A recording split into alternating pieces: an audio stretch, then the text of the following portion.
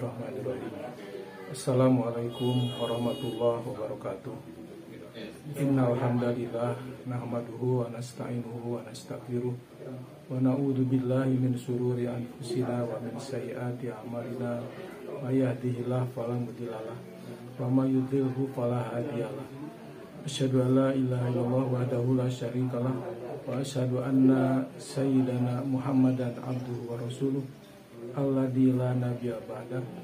Allahumma sholli wa sallim ala sayyidina Muhammadin wa ala alihi wa sahbihi wa man tabi'ahu bi ihsanin ila yaumiddin, amma ba'du.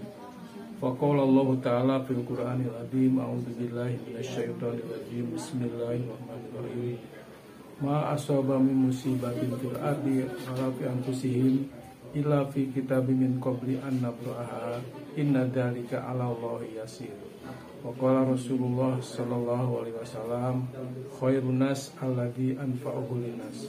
Shadaqallahul azim wa shadaqa rasulul karim. Ma'al muslimin wal muslimat rahimakumullah. Pada kesempatan yang sangat berbahagia gini, marilah kita sama-sama panjatkan puji serta syukur kepada Allah Subhanahu wa taala bahwa manusia adalah hidup untuk diuji oleh Allah, sehingga apapun yang terjadi pada diri kita itu tidak terlepas daripada skenario dan manajemen daripada Allah Subhanahu wa taala. Oleh karena itu, marilah kita sama-sama renungkan dalam kehidupan ini, manusia tidak ada yang terlepas daripada ujian, karena sudah kodrat daripada manusia bahwa kullu nafsin dha'iqatul maut, setiap orang akan meninggal dan kembali kepada Allah. Wa nabluukum bisyarri wal khair fitnah summa ilaina turja'un. Mereka itu akan diuji dengan kebaikan dan keburukan, dan kita akan kembali kepada Allah Subhanahu wa taala.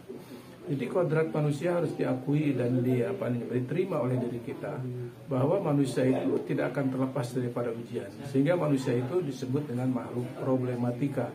Tidak ada satupun manusia yang tidak punya problem.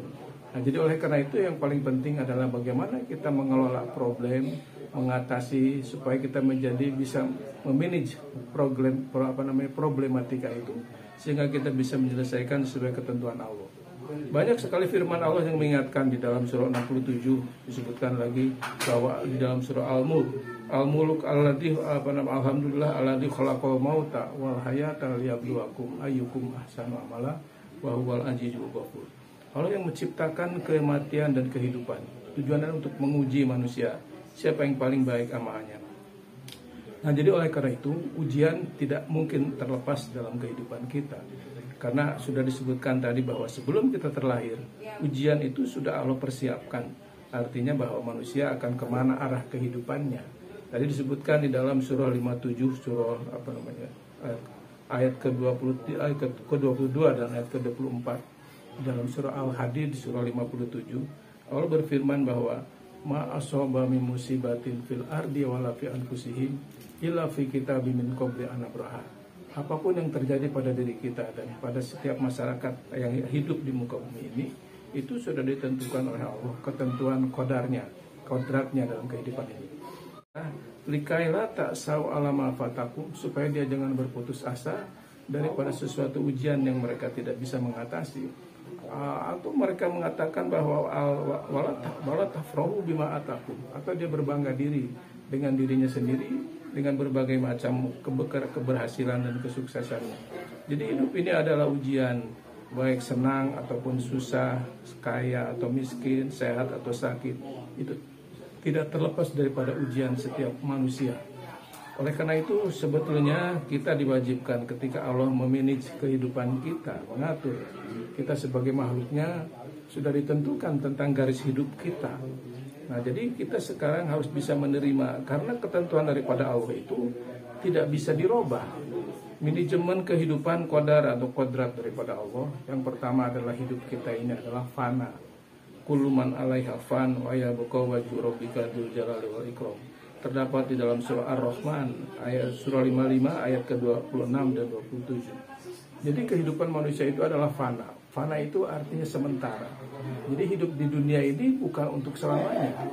Dunia itu disebutkan dunia majra'atul akhirah. Dunia itu adalah ladang untuk menuju negeri akhirat. Dan apapun yang kita lakukan itu adalah akan memetik hasilnya setelah kita kembali kepada Allah. Dan dunia ini adalah merupakan persinggahan. Kita tidak selamanya tinggal di dunia. Bisa lalu disebutkan dalam surah Al-Qasas juga bahwasanya Allah menciptakan manusia itu adalah untuk menguji, sehingga tidak ada manusia satupun yang tidak diuji. Nah, kembali lagi bahwa qada dan qadar ini sudah merupakan suatu ketentuan daripada Allah. Apapun yang terjadi itu sudah ada skenario Allah. Tinggal barangkali kita bagaimana memanage kehidupan kita, bahwa hidup kita ini fana. Hidup kita ini adalah sementara. Jadi ketika kita yakin bahwa kita setiap saat akan dipanggil Allah, tidak memandang usia, tidak memandang keadaan kondisi kita. Kalau sudah datang ajalnya, kullu nafsin dha'iqatul maut, setiap orang akan kembali kepada Allah. Nah, jadi oleh karena itu, bagaimana kita memanage diri kita, bahwa hidup ini jangan dijadikan sesuatu momok yang menyulitkan kita. Karena hari ini kita sehat, mungkin besok sakit. Hari ini kita hidup, besok mungkin kita dipanggil. Hari ini kita punya uang, besok lusa kita tidak punya uang. Jadi ini sudah Allah tentukan dalam kehidupan kita. Jadi Allah menyebutkan di dalam surah Yasin bahwa subhanalladzi khalaqal azwaja kullaha mimma tumbitul ardu wa min anfusihim wa mimma la ya'lamun. Maha suci Allah yang telah menciptakan kehidupan manusia, supaya artinya kehidupan ini adalah berpasang-pasangan. Jadi berpasangan di sini ada kebalikannya, kontradiksinya. Terkadang kita sehat, terkadang kita sakit, terkadang kita kaya, terkadang kita miskin, terkadang kita bekerja, terkadang kita pensiun, sudah selesai tugas kita. Ini sudah merupakan bagian dalam kehidupan kita. Nah, jadi oleh karena itu kita harus meyakini, sehingga dengan kehidupan yang fana ini, yang sementara ini, maka lakukanlah apa yang skala prioritas yang harus kita lakukan. Makanya Allah hadis menyatakan bahwa khairunas alladzi anfa'uhu linas. Sebaik-baik manusia itu orang yang punya manfaat. Jadi oleh karena itu mari kita bertanya pada diri kita sendiri, manfaat apa saya hidup di dunia ini? Karya-karya apa yang sudah saya lakukan? Kemudian amal-amal apa yang baik yang sudah kita lakukan? Nah, ini yang harus kita renungkan bersama. Jadi harus memanage kehidupan kita yang fana ini. Karena jangan sampai kita belum berbuat apa-apa, tiba-tiba ajal kita tiba. Nah, ini sesuatu penyesalan. Jadi penyesalan yang tidak ada artinya, karena ketika kembali kepada Allah, fa idza jaa ajaluhum, kata sampai ajalnya, fala yastakhiruna sa'atan wala yastaqdimun. Tidak bisa mundur walaupun tidak bisa maju. Nah, jadi kodrat kita yang pertama adalah fana, kemudian yang kedua adalah untuk diuji. Nah, jadi manusia itu harus tahan banting, harus tahan dengan ujian. Kalau tidak bisa diuji, berarti kita jangan jadi manusia. Apapun dalam kehidupan kita diuji. Dari mulai dalam perut ibu kita dilahirkan atau dihamilkan, kemudian mau keluar dari perut ibu kita, itu udah diuji. Tantangannya begitu besar. Lahir ke dunia, kemudian dia harus disekolahkan, dibiayai, dididik dan sebagainya. Itu juga penuh dengan ujian-ujian. Nah, jadi proses-proses ini harus senantiasa tahapan-tahapan yang harus kita atasi, supaya kita siap menghadapi ujian. Kenapa kita harus kalah dengan ujian? Ujian itu adalah kebaikan dan keburukan. Jadi Allah sudah mengingatkan bahwa di dalam surah Al-Anbiya ya, ayat ke-28 disebutkan 20 surah Al-Anbiya ayat 35. Jadi manusia itu harus ciptakan kullu nafsin dha'iqatul maut wa nabluukum bisyarri wal khairi fitnah. Jadi kebaikan ataupun keburukan itu adalah ujian. Jadi jangan dianggap sesuatu yang menyulitkan, karena itu merupakan bagian daripada ujian kita. Kemudian takdir kita dalam kehidupan kita disebutkan bahwa kita menjadi kuat, setelah kuat akan menjadi lemah. Allah mengingatkan dalam surah Yasin bahwa waman nu'amirhu nunakisu fil khalqi afala yaqilu. Setiap orang yang dipanjangkan usianya, maka akan dia kembalikan ke bentuk semula. Yang tadinya tidak bisa melihat menjadi buta, kemudian yang tadinya tidak bisa mendengar maka kembali lagi jadi kurang dengar, yang tadinya jalannya tertatih-tatih waktu masih bayi, sekarang kalau sudah tua juga kembali ke situ. Nah, itu ajal yang kondisi seperti inilah yang harus kita sikapi. Kita harus memanage. Jadi memanage kehidupan kita sesuai dengan program-program yang ditentukan oleh Allah. Jadi manajemen kehidupan ini sangat harus kita persiapkan. Jadi Allah mengingatkan, seperti kita dalam pelajaran ilmu manajemen, ada POAC, artinya yang pertama adalah planning. Kita harus punya rencana. Jadi hidup ini adalah ada rencana-rencana yang harus kita lakukan. Apakah kita akan masuk surga atau masuk neraka, akan berbuat baik atau berbuat buruk ya. Jadi kita harus sudah punya rencana ke depan, sebab Allah hanya menyuruh kebaikan. bukan menyuruh berbuat buruk. Fa'alhamaha fujuraha wa taqwaha. Allah mengilhamkan kepada manusia tentang keburukan dan kebaikan. Itu hidup ini adalah pilihan. Kemudian yang kedua di dalam ilmu manajemen itu adalah planning, organizing. Kita mengorganisasi. Kemudian kita menghimpun sesuatu kemampuan, kekuatan kita, potensi kita untuk bisa kita mengarah ke tempat yang lebih baik. Bagaimana caranya potensi itu bisa bermanfaat. Nah, jadi oleh karena itu setelah mencari berbagai mana bisa disiplin ilmu melalui sekolah, melalui pendidikan, melalui sebagaimana training, ini adalah kita mengorganisasi kemampuan kita. Sehingga oleh karena itu perlu mengorganisasi dalam hidup ini supaya kita siap mental menghadapi tantangan dan ujian. Kemudian yang ketiga disebutkan planning, organizing, kemudian actuating. Kita harus mengaktualisasikan, harus mengamalkan. Jadi apa yang diujikan oleh Allah itu kita coba, kita atasi, kita cari solusi. Karena Allah sudah mengingatkan bahwa inna ma'al usri yusra, inna ma'al usri yusra. Dalam kesulitan apapun Allah memberikan jalan keluar. Pasti Allah berikan solusinya. Cuman kita harus berjalan, berupaya, berusaha untuk mengatasi problematika kita. Jadi jangan kita diam saja, kita harus aktif dan proaktif untuk mengatasi berbagai macam kemelut dalam kehidupan kita. Kemudian yang keempat adalah planning, organizing, actuating, kemudian controlling. Kita harus mengevaluasi diri, menghitung apa yang sudah kita lakukan. Apakah perjalanan hidup kita itu menguntungkan atau merugikan? Ini tergantung kepada diri kita sendiri. Nah, ini keempat sifat manajemen ini harus bisa kita terapkan dalam kehidupan kita. Termasuk misalnya kita mengambil contoh tentang manajemen kematian. Saudara kita ada yang wafat masih muda, wafat sudah tua, ada yang sakit dan sebagainya. Ini semua hanya merupakan proses. Nah, jadi yang paling penting adalah bagaimana memanage tentang kematian. Karena kematian itu setiap orang pasti akan mengalami. Kullu nafsin dha'iqatul maut, setiap orang akan kembali kepada Allah. Allah sudah mengingatkan bahwa kaifa takfuruna billah dalam Al-Baqarah ayat ke-28. Kaifa takfuruna billah wa kuntum amwatan fa ahyakum summa yumitukum summa yuhyikum summa ilaihi turja'un.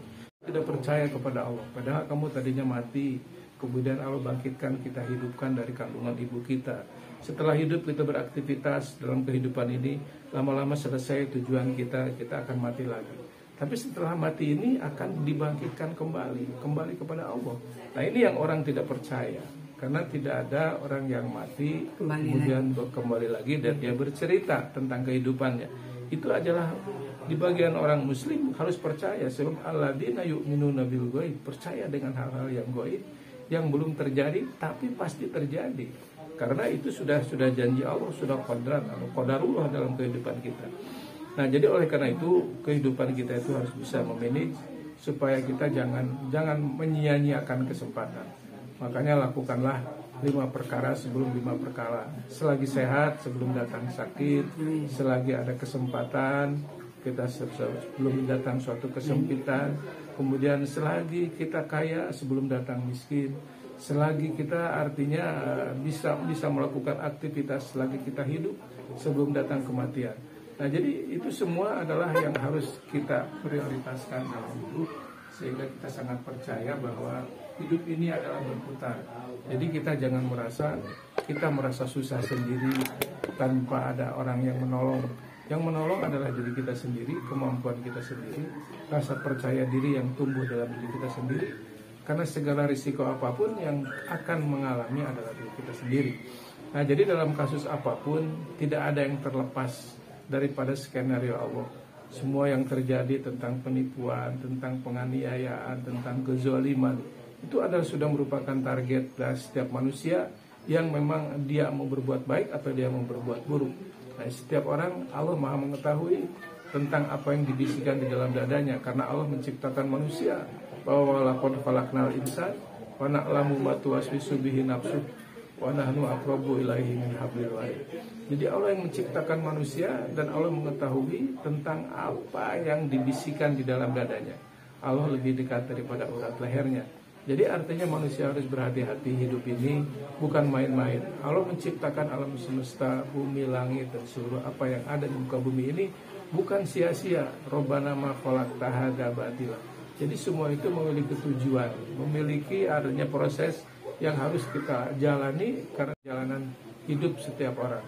Nah, jadi oleh karena itu di dalam pertemuan seperti ini kita diharapkan untuk selalu mewaspadai kondisi dan situasi diri kita sendiri, jangan sampai kita menjadi orang-orang yang rugi, karena Allah sudah mengingatkan bahwa wal as, demi masa, innal insana lafi khusr, sesungguhnya manusia itu dalam keadaan rugi, masa muda rugi, masa tua rugi, masa kita berjaya juga rugi, apalagi kita sedang dalam terpuruk, itu suatu kerugian. Nah, jadi oleh karena itu kerugian itu tidak saja dinilai dari segi materi. Jadi oleh karena itu kehidupan, ketenangan hidup juga harus menjadi suatu kriteria. Makanya disebutkan illal ladzina amanu, kecuali orang-orang yang beriman, wa amilus sholihat, dan beramal soleh, kemudian wa tawassaw bil haq wa tawassaw bis sabr, saling mengingatkan di dalam kebenaran dan saling mengingatkan di dalam kesabaran. Nah, jadi oleh karena itu ujian-ujian apapun yang menimpa diri kita, mari kita sikapi bahwa itu bukti kasih sayang Allah kepada kita, bahwa kita diharapkan untuk bisa mengatasi semua problematika kehidupan kita, karena kita tidak bisa mundur dari kodrat Allah, dari qadarullah. Jadi tinggal bagaimana kita mengambil kiat-kiat di dalam rangka mengatasi semua permasalahan hidup kita. Jadi barangkali dari cerita ini mari kita bertanya jawab, barangkali ada sharing-sharing, ada yang perlu kita tanyakan supaya kita bisa memahami tentang ketentuan-ketentuan Allah. Silakan barangkali Tante Wawat. Tante Wawat mananya. Assalamualaikum warahmatullahi wabarakatuh. Waalaikumsalam warahmatullahi wabarakatuh. Sesuai dengan ceramah dari Bapak Arifin, saya mau bertanya mengenai bahwa kematian itu sudah ditakdirkan oleh Allah di Lauful Mahfuz, bahwa kita akan meninggal tidak mengenal usia, ya, tua atau muda, tiap orang berbeda-beda, tidak perlu sakit, kapanpun kita akan ada menghadapi kematian. Nah, karena ketidaktahuan dan ketidakpastian kita kapan akan dipanggil, akan meninggal. Jadi sebagai umat muslim, apa yang harus kita persiapkan untuk menghadapi kematian? Karena mungkin kayak umur kita ini sudah mendekati, ya. Kalau dari Nabi Muhammad kan 63 ya.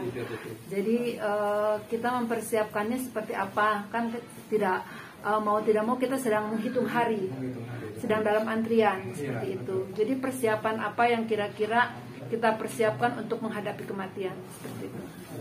Ada dua pertanyaan, satu lagi Kang Dek. Pada saat kita meninggal, kita kan menunggu hari kiamat. Nah, pada saat menunggu hari kiamat itu, apa yang kita lakukan di dalam kubur itu, apa yang kita alami seperti itu. Karena ada yang bilang disiksa, disesuaikan, atau kita hanya tertidur saja. Kita tidak pernah tahu, ya Kang Dea. Mungkin ada di dalam surat Al-Quran yang kita tidak tahu apa yang kita hadapi di dalam kubur, gitu. Hanya itu, dan supaya kita di dalam kubur dilapangkan, tidak tersiksa, itu apa yang harus kita persiapkan seperti itu. Iya. Demikian pertanyaannya. Assalamualaikum warahmatullahi wabarakatuh. Waalaikumsalam. Itu saja.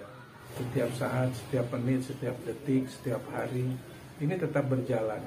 Karena ada qadar dan takdir kita ini sudah Allah tentukan sebelum kita terlahir, sehingga disinilah artinya bahwa kita harus selalu mempersiapkan diri. Allah mengingatkan di dalam surah Al-Hasr, surah 59 ayatnya 23. Allah mengingatkan, ya ayyuhalladzina amanu ittaqullah wal tandur nafsun ma qaddamat lighad wattaqullah innallaha khabirun bima ta'malun.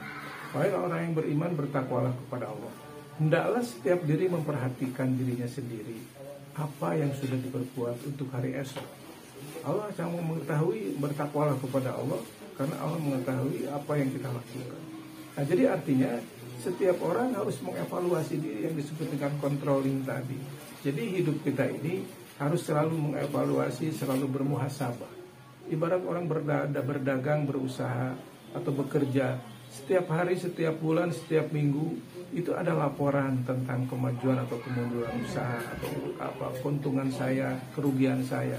Jadi di situ harus selalu mengevaluasi diri dalam arti bahwa supaya kita terkontrol perjalanan hidup kita. Apakah perjalanan hidup saya ini banyak melakukan kebaikan atau banyak melakukan keburukan. Karena ketika banyak melakukan keburukan itu adalah suatu kerugian dalam kehidupan kita yang akan menjadikan kita di hadapan Allah menjadi orang-orang yang sangat tersesat ya. Karena di situ diingatkan bahwa man amila sholihan fali nafsi. Siapa yang berbuat baik adalah bagi dirinya. Wa man asa'a fa alaiha. Siapa yang berbuat buruk juga akan kembali kepada dirinya. Nah, jadi oleh karena itu sayangilah diri kita masing-masing karena Allah tidak akan menjolimi hambanya sedikit pun. Innallaha la yadzlimun nasa syai'an walakinnan nas anfusahum yadzlimun. Allah tidak menjolimi hambanya sedikit pun. Tapi yang menjolimi diri itu adalah menjolimi diri kita sendiri.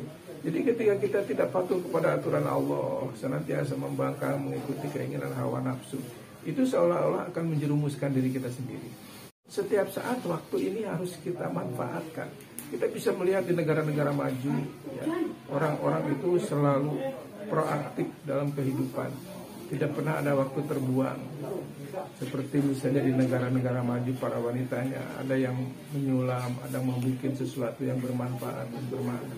Itu membuktikan bahwa dia waktunya itu sangat berharga. Nah, jadi oleh karena itu marilah kita hargai hidup kita ini supaya artinya jangan sampai terbuang sia-sia. Jadi artinya harus selalu memanage waktu. Jadi itu memanage kesempatan kita. Jadi kita jangan salah.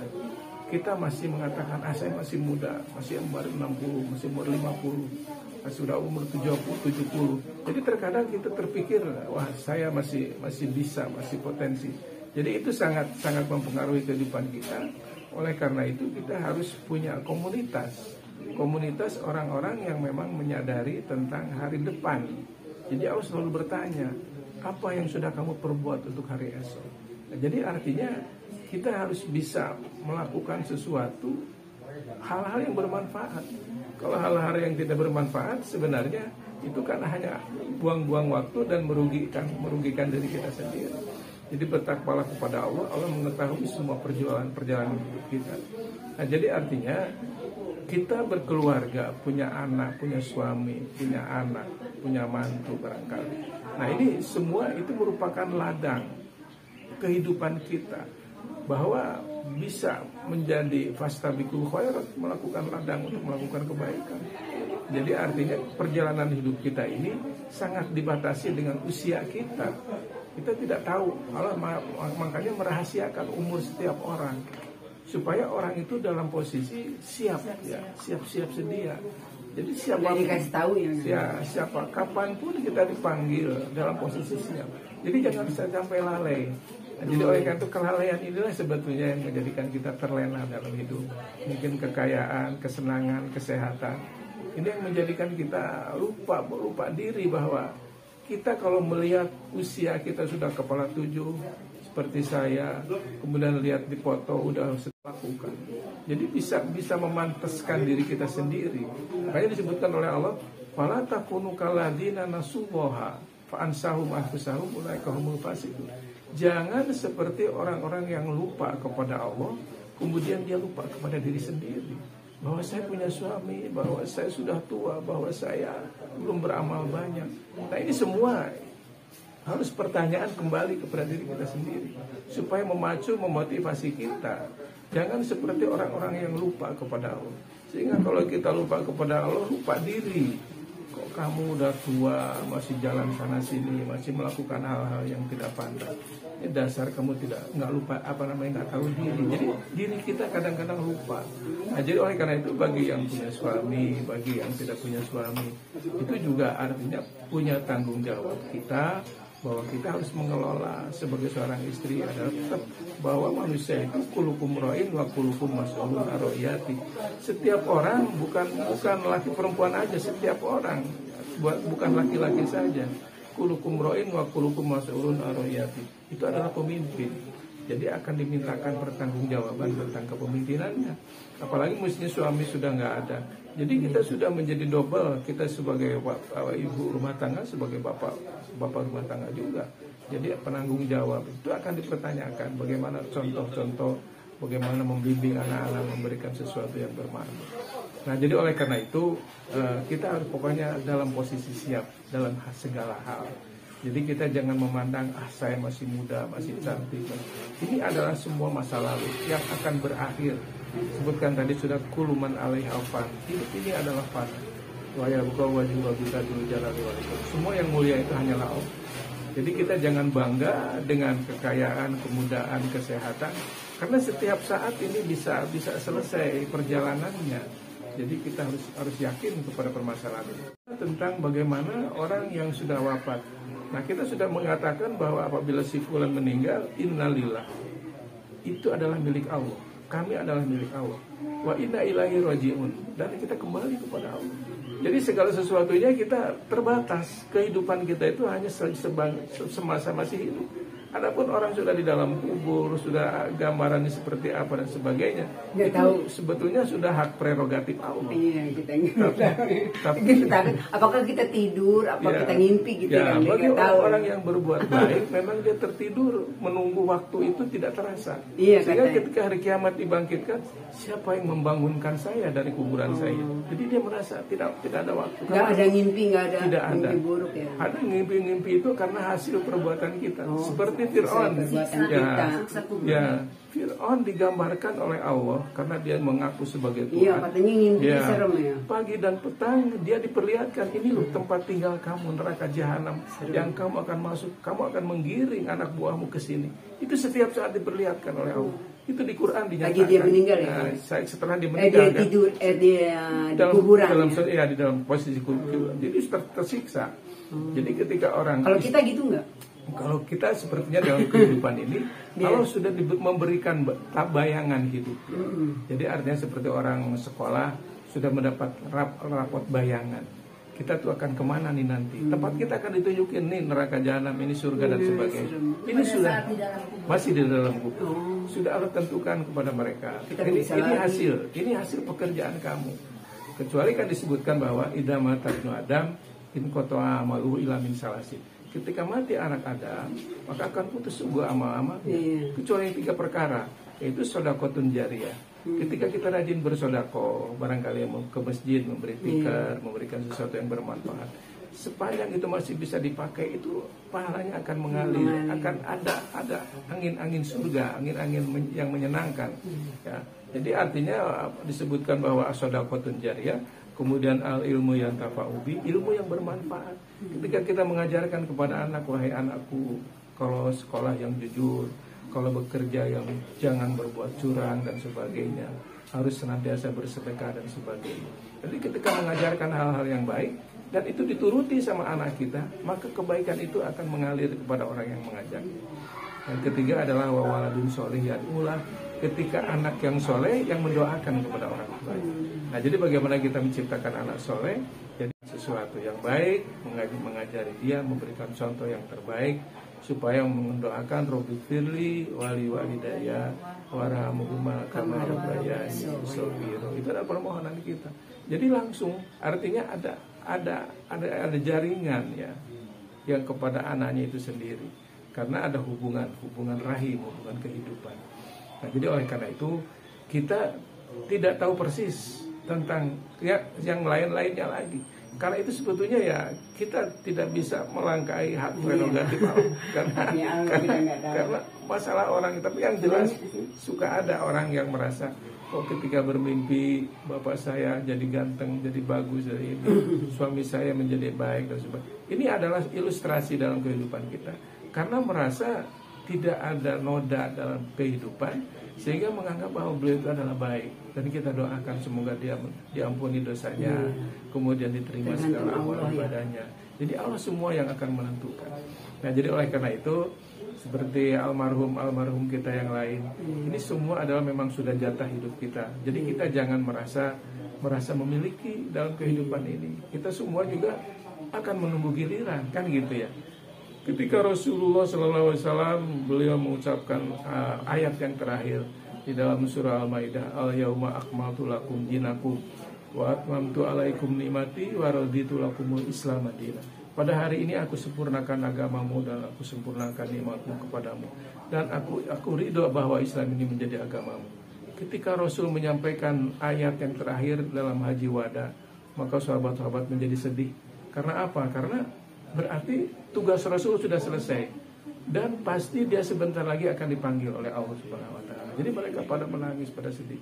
Termasuk putrinya sendiri, Siti Fatimah juga menangis. Bagaimana kalau bapak sudah, kamu akan pergi, ayah akan meninggal.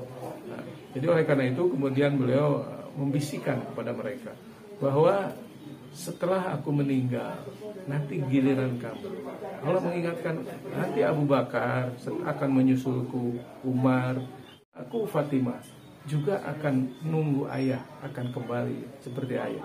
Nah jadi setelah diingatkan begitu, baru dia merasa gembira, bahwa artinya dia juga akan kembali, akan bertemu di sana.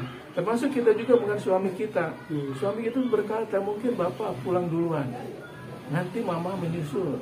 Nah kalau kita sudah yakin ke situ, oh iya, berarti saya berdoa saja, mohon kepada Allah semoga beliau diterima amal ibadahnya, menjadi ahli surga dan sebagainya. Kalau ada yang melamar gitu, kayak Bude ini gimana sebaiknya? Siapa yang mau melamar? Udah tua. Jadi disitulah bahwa tergantung manfaat dan mudaratnya. Ya, jadi adalah hal-hal itu bukan hal yang nggak mungkin, bisa saja terjadi kalau masih cantik, masih muda, masih punya potensi. Banyak yang ada pensiun ya, ada yang ngarepin pensiunnya, ada yang menunggu pensiunan dan sebagainya. Jadi tinggal tergantung kepada diri. Jadi makanya hal-hal yang goib seperti itu kita terbatas, dengan ketentuan Allah, dan kita tidak bisa mereka-reka. Ini pasti begini tidak. Terserah Allah. Yang Karena penting itu kayak gitu menolak takdir nggak sih, misalnya kayak Bude gitu ya, udah nggak mau menikah lagi, tapi ketika ada orang minta lagi gitu ya, itu terus menolak, itu menolak takdir Allah. ya, sebetulnya Yang masih cantik masih indah 4 bulan 10 hari. Terus kalau Nabi Muhammad itu kan orang yang pertama masuk surga, di belakangnya adalah janda-janda yang tidak menikah dan karena dia bertanggung jawab mengurus anak. Nah itu benar ya? Nah itu memang hadis ya, cerita seperti itu. Jadi artinya khawatir, ini artinya rekayasa kita, seolah-olah kita mendahului Allah, hal-hal seperti itu. Tapi prinsip bahwa kalau ada yang melamar, misalnya ya, itu kalau kita cocok dan kriterianya artinya bisa masuk dalam pemikiran kita, tujuannya adalah baik, itu juga diperkenankan. Makanya ada dua hal, ada 3 hal yang Binting suka bilang, bahwa kalau ada yang melamar, jangan ditunda-tunda. Kalau niatnya baik, ikuti saja, asalkan dia memang niat kriterianya bagus.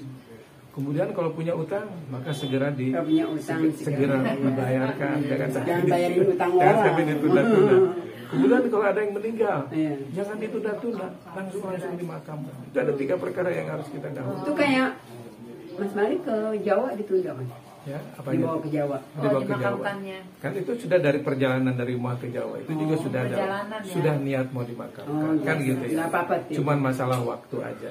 Kecuali di sananya ditolak karena corona, tidak boleh mengakanin di sini, ya kita cari alternatif lain. Tapi itu proses seperti itu. Jadi disegerakan itu tidak langsung meninggal plung gitu, tidak. Jadi itu proses. Ya, tapi kita rencana sudah memang segera dimakamkan. Nah, jadi masalah-masalah inilah barangkali yang harus diyakini bersama, karena berhubung tamu sudah mulai datang, jadi insya Allah mungkin nanti bisa dilanjutin, karena serial ini akan berlanjut. Kalau barangkali kurang puas bisa kita perdalam lagi. Dan saya mohon maaf, yang benar adalah dari Allah. Ada Allah wa yakum ajmain. Kita doa kafarul majlis, subhanaka Allahumma wa bihamdik, asyhadu an la ilaha illa anta wa astaghfiruka wa atubu ilaik. Assalamualaikum warahmatullahi wabarakatuh. Waalaikumsalam.